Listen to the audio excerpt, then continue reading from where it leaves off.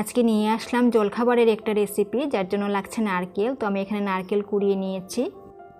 1 cup নারকেল নিয়ে নিলাম 1 কাপ ময়দা, 2 টেবিল চামচ গুঁড়ো দুধ আর 8 কাপ চিনি। তো সব কিছু একসাথে কম আঁচে ভেজে নেব।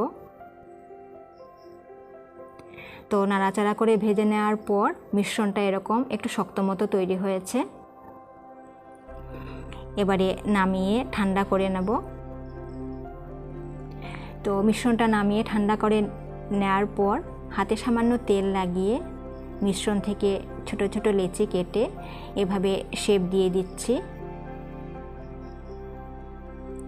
আমি এরমভাবে শেপ দিলাম, আপনারা আপনাদের পছন্দ মতো শেপ দিতে পারেন।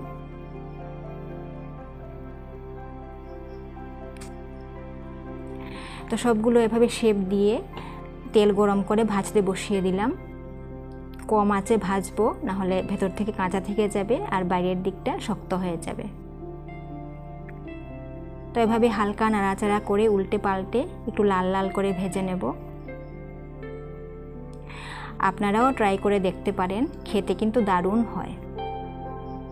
আর এটা অনেক দিন রেখেও খাওয়া যায়, যে কোনো সময়েই খাওয়া যেতে পারে, সন্ধ্যাবেলা চায়ের সাথে বা যে কোনো সময়।